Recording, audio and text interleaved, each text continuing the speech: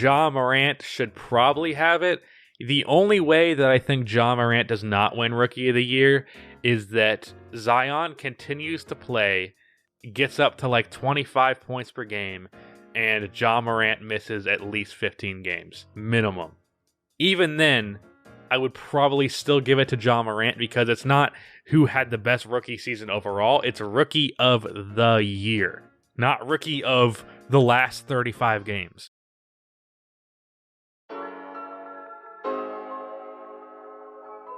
Before we start, if you enjoy this video, there are many more like it on the channel with many more to come, so subscribe and also please drop a like. Also, go check out the latest episode of the Hoops Cast. Me and Mojo talked about our 2020 season award lists and all NBA teams and all of that. Spoiler alert, I have Giannis for MVP. Don't know if you could tell that by the title. Also, I made a film channel. I shouted this out in my last two videos, but I'm mentioning it again. There's already a video on there, which is a commentary on Space Jam. And I'm uploading a video on the movie The Invisible Man, probably on Friday, because holy shit, that movie was good. And now once again I have another long ass announcement, so if you do not care, just skip to the time card above. Me and some friends as well as my dad are going to be joining a local summer basketball league that is near Raleigh, North Carolina. I'm keeping it vague so no one comes here to murder me. But if you live near Raleigh, we need some extra players for our team. So if you would like to play some basketball with me, email me at jacobk2313@gmail.com, which will be in the links in the description, and send me a scouting report of yourself, what you're good at, what you're bad at, and hopefully some footage if you have it. If not, I understand. Depending on how many submissions I get, we may or may not have a tryout. You might just get in by default, but if you live around the Raleigh area and you're interested,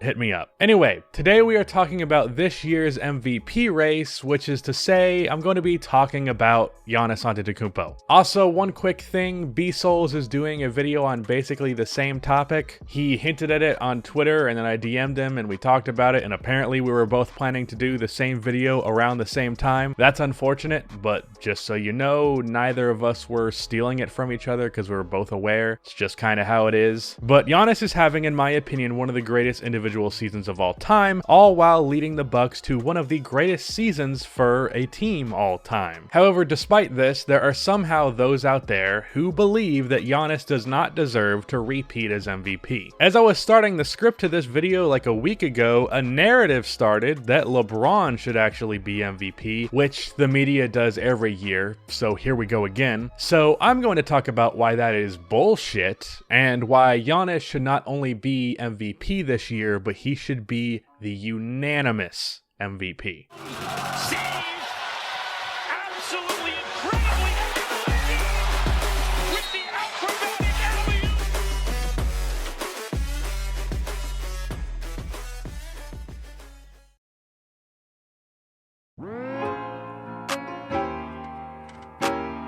I went to see the Bucks play the Hornets on Sunday as a part of my birthday weekend, and in that game, Giannis dropped 40 points, 20 rebounds, and shot in the 60s. It was awesome. After years of watching the mediocre to bad Hornets and the mediocre to bad Bulls play, I finally got to see an actual superstar and an actual good team play basketball live. I also got to see Giannis do a spin dunk on his defenders and watch the entire arena erupt, so that was fun. And by the way, during the introduction, the crowd cheered for Giannis more than any of the Hornets starters, which was hilarious. But I made a few observations while watching that game that I'm going to be bringing up in this video. However, probably my favorite observation is what happened a few hours after I got home from this game. The Lakers played a game later that day, and LeBron dropped 34, 13, and 12 on 68% shooting in a win versus the New Orleans Pelicans. An impressive stat line, no doubt, but after that game, my timeline was filled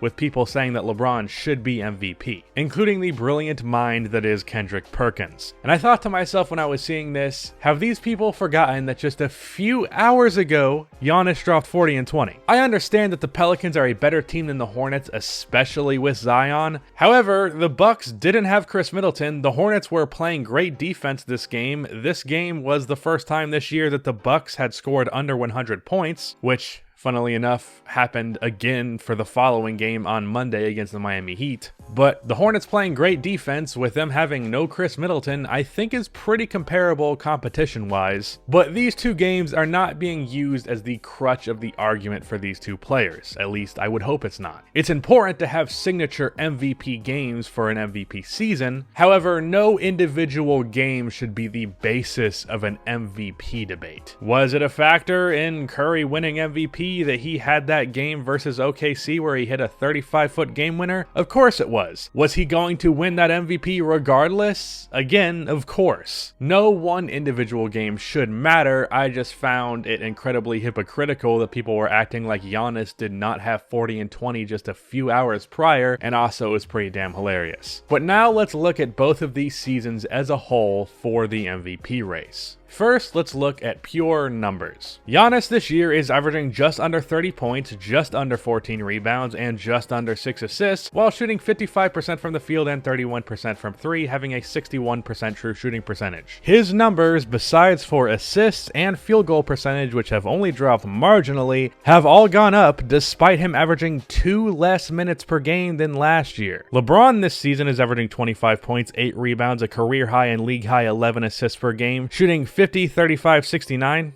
while playing 35 minutes a game. These numbers, without proper context, seem pretty comparable. Giannis is beating LeBron in the rebounds, but LeBron is beating him in the assists. And while yes, Giannis is clearly having a better scoring season, it's not a landslide by any stretch. However, LeBron is playing 4 more minutes per game than Giannis. When you put Giannis and LeBron's numbers into per 36, LeBron's numbers see a slight increase, going up to 26 points, exactly 11 assists, and 8 rebounds. However, with Giannis, his numbers go up to 34.5 points, 16 rebounds, and nearly 7 assists. Giannis is also averaging double the blocks that LeBron does, so when we compare these numbers, the difference becomes far more apparent. Giannis, if being forced to play typical superstar minutes, would average nearly 10 more points than LeBron, averaging double the rebounds and just 4 less assists. So statistically, this is not close, not to mention the fact that Giannis is a miles better defender than LeBron, even with him actually somewhat trying this year. Giannis is literally putting up stats per 36 that we have not seen since the 1960s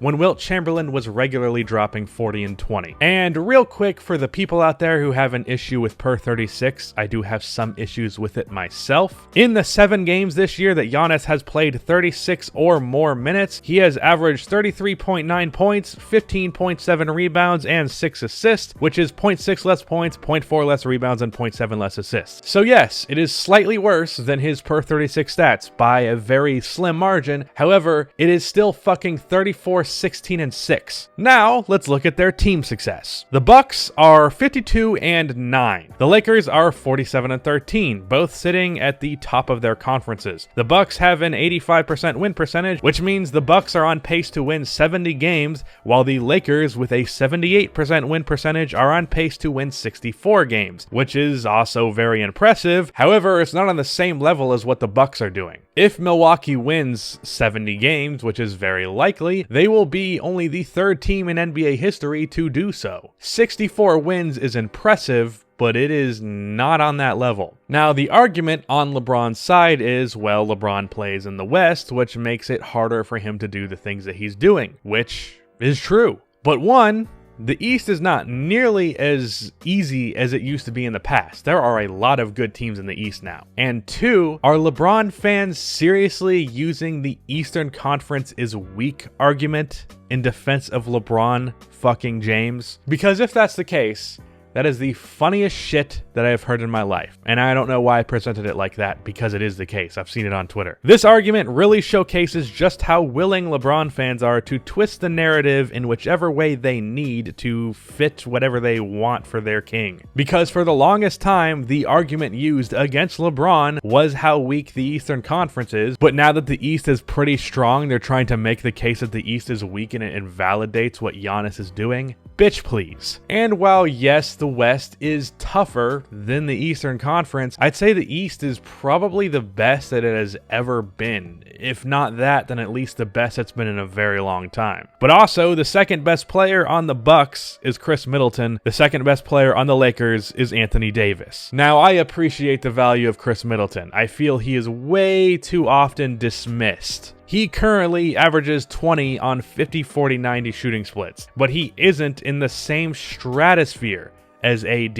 The Bucks have a better depth chart, but in terms of help, I think LeBron has more. But let's step away from the LeBron versus Giannis thing because that's really not the point of this video. But actually, one more thing that is not in the script that I forgot to mention. I've seen people saying that because LeBron is 35, he should win it because we haven't seen a 35-year-old be this good. One, Kobe did at 35, so that's not true. And two, I'm not giving someone an MVP award based on their age. That is ludicrous. Whoever is having the best season with the most success wins the MVP award. But now I want to talk about why I believe this MVP should be unanimous. Now, first of all, there should be more than just one unanimous MVP in NBA history. LeBron James himself in 2013 should have been unanimous. Shaq in 2000 should have been unanimous, and there are others. Those are just the first two that come to mind. But as for why I think Giannis should be unanimous, well, he checks all the boxes of MVPs previous. In years prior, impressive stats and winning games have been the two biggest factors in winning MVPs, and Giannis knocks it out of the park in both categories. Similar to how Steph Curry did in 2016 when he averaged 30 on 50, 40, 90 and led his team to 73 wins. Giannis puts up 34, 16, and 7 per 36. He currently has the highest player efficiency rating in NBA history. He is leading the Milwaukee Bucks, which is the best in the NBA, by the way, which makes him also my pick for Defensive Player of the Year. He has a league high plus 11 plus minus and a league high plus 4 defensive plus minus. And Giannis is doing all of this with an okay roster around him. I said earlier that I would bring the game that I saw live back into this argument, so I'll do it here. I saw the Bucks without Giannis on the floor with Middleton out of the game for a decent stretch of minutes, around 16 I believe. And I can attest that it was horrible. The reason the Bucks scored less than 100 for the first time this season was because as soon as Giannis got off of the court, the Bucks offense went to shit. This doesn't pertain to my argument as much, but their defense also went to shit. It was just a bunch of three-point shooters who could not create their shot outside of Eric Bledsoe, who sucks in the playoffs by the way, and I do not believe is a good fit. George Hill is better. Don't at me. I love Brook Lopez, but if he is the third best player on your team, your roster isn't that great. If Sterling Brown is consistently getting minutes on your team, your roster isn't that great. But none of this has mattered because Giannis is that fucking good. He is this year's MVP, no contest. It's why he should be the unanimous MVP. And the fact that this is a runaway really shows just how insane a season Giannis is having. I believe it is an all-time season because this year there are a lot of guys who would normally be great MVP candidates. Luka has been amazing, 29, 9, and 9. Harden is averaging 35. Russell Westbrook is potentially having the best season of his career. LeBron and AD have both been amazing. If the Blazers didn't suck, Damian Lillard would probably be second in the MVP race. But despite all of that, Giannis is clearly this year's MVP. So that is why Giannis should be the unanimous MVP in 2020. So